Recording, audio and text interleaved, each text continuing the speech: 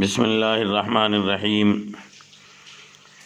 ناظرین اور سامعین کرام، اس وقت اس آواز اور اس پیغام کے ذریعے سے آپ کو ایک بہت بڑے کنفیوژن کو دور کر کے، اور کل جو جمعہ کا بہت اہم عبادت کا دن ہے، اس میں کچھ سوالات ہیں ہمارے، کچھ اسی طرح سے ذہنی اعتبار سے پریشان لوگوں نے سوالات کیے ہیں۔ پہلا سوال ہے، 5 نمازیں جماعت سے مسجد میں ادا کیا جائے یا گھر میں پڑھا جائے؟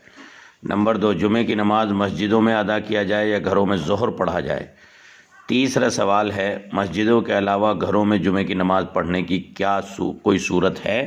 یہ 3 سوال ہے، اس کا بھی ترتیب میں آپ کو فقہ و فتاویٰ کی روشنی میں جواب دیتا ہوں۔ ملک کے حالات اور اس وقت ہماری شریعت کی سہولت اور یسر کا جو ایک مزاج ہے، اس میں اللہ نے ہمارے لیے کیا سہولتیں رکھی ہیں۔ نمبر 1، پہلے سوال کا جواب ہے، مسجد میں امام و مؤذن اور خادم یا زیادہ سے زیادہ 4-5 لوگ جمع ہو کر نماز ادا کریں تاکہ مسجد جماعت کی نماز سے خالی اور محروم نہ رہے۔ باقی لوگ اپنے اپنے گھروں میں نماز ادا کریں، مسجد نہ جائیں، گھروں میں جماعت سے پڑھیں یا تنہا پڑھیں۔ جماعت کی نماز کی بہت فضیلت ہے، لیکن عذر کی بنا پر جماعت کا وجوب ختم ہو جاتا ہے۔ اگر کوئی شخص کسی عذر کے سبب جماعت سے مسجد میں نماز نہ پڑھ سکے تو اس کو جماعت سے نماز پڑھنے کا پورا انشاءاللہ ثواب ملے گا۔ دوسرا سوال کیا گیا، جمعے کی نماز مسجدوں میں ادا کی جائے یا گھروں میں ظہر پڑھی جائے؟ جمعے کی نماز کی اسلام میں بہت فضیلت اور اہمیت ہے، اور جمعے کی نماز چھوڑنے پر وعیدیں موجود ہیں۔ حدیث میں جو شخص مسلسل 3 جمعے چھوڑ دے تو اللہ تعالیٰ اس کے دل پر مہر لگا دیتے ہیں، لیکن پھر بھی بعض عذر کی وجہ سے جمعے کی نماز کا حکم ساقط ہو جاتا ہے اور اس کی جگہ ظہر پڑھا جاتا ہے۔ اگر کوئی شخص مسجد نہ جا سکے تو وہ جمعہ اپنی سوسائٹی یا گھر پر ادا کرے، اور اگر یہ ممکن نہ ہو تو جمعے کی جگہ 4 رکعت ظہر پڑھے۔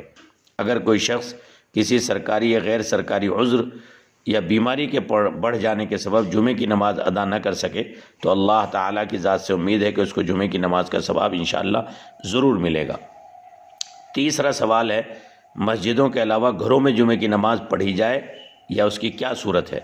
مسجدوں کے علاوہ جمعہ پڑھنے کا طریقہ، زوال کے بعد کسی وقت بھی پہلی اذان دیں، اور اگر محلے کی مسجد میں اذان ہو چکی ہے تو وہ کافی ہے۔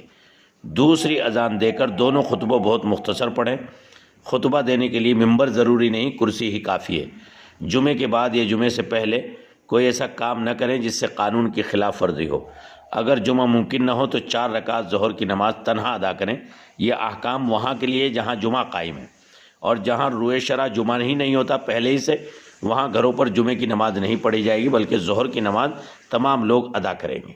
سچی بات یہ ہے کہ یہ مسائل ہیں، یہ ایک شریعت کی سہولت ہے، لیکن جو ایمان والے اور نماز اور اعمال کے پابند ہیں، یقیناً ان کا دل بڑا اندر سے کوڑتا ہے، ان کی طبیعتیں اذان سننے کے بعد بے چین ہو جاتی ہیں۔ عارف باللہ حضرت مولانا حکیم محمد اختر صاحب رحمۃ اللہ علیہ نور اللہ مرقدہ کی مجلس میں یہ بات آئی تو حضرت نے فرمایا کہ جو دل کے پریشان حالی کے ساتھ اس طرح کے آزار میں بغیر جمعہ جماعت کے نماز ادا کرے گا، یقیناً اگر اس کے اندر کڑھن ہے تو وہ کڑھن بعض دفعہ اس کو جماعت کی نماز میں شریک ہونے سے زیادہ عظمت اور رتبہ دلائے گی، اس لیے کہ اللہ تبارک و تعالیٰ دل کی کیفیات کو دیکھتے ہیں۔ اس لیے بھائی، میری تمام ملک واسیوں سے درخواست ہے کہ اس کا خصوصی لحاظ رکھیں اور اس طریقے سے اپنے گھروں میں جمعے کی نماز کو ادا کریں۔ اللہ اس مبارک موقع پر ہمیں جو یہ دلی تکلیف ہو رہی ہے، اپنی شان نشان بدلہ عطا فرمائے۔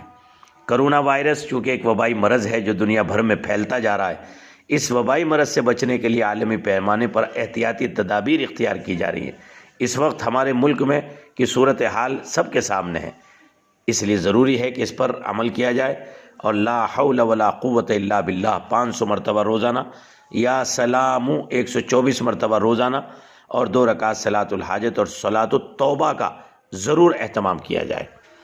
اور اس کے علاوہ میں صرف اتنا کہنا چاہوں گا، چونکہ کرونا وائرس کے مد نظر وزارت داخلہ حکومت ہند کے مورخہ 24 مارچ 2020 کے لاک ڈاؤن سے متعلق جاری حکم نامے کی شق نمبر 9 میں واضح طور سے کہا گیا ہے کہ سبھی جگہوں کی عبادت گاہیں، چاہے وہ مسلم ہوں، ہندو ہوں، عیسائی ہوں، سکھ ہوں، عوام کے لیے بند رہیں گی، بلا تفریق کسی بھی طرح کے مذہبی امور کی اجازت نہیں دی جائے گی۔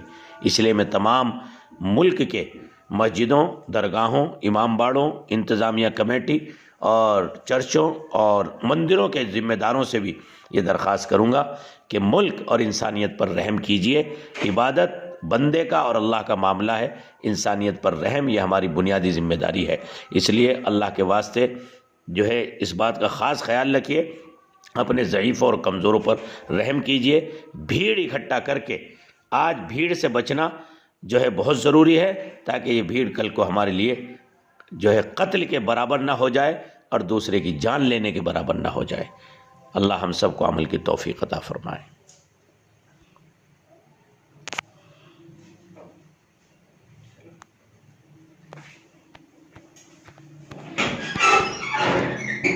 Anda deh.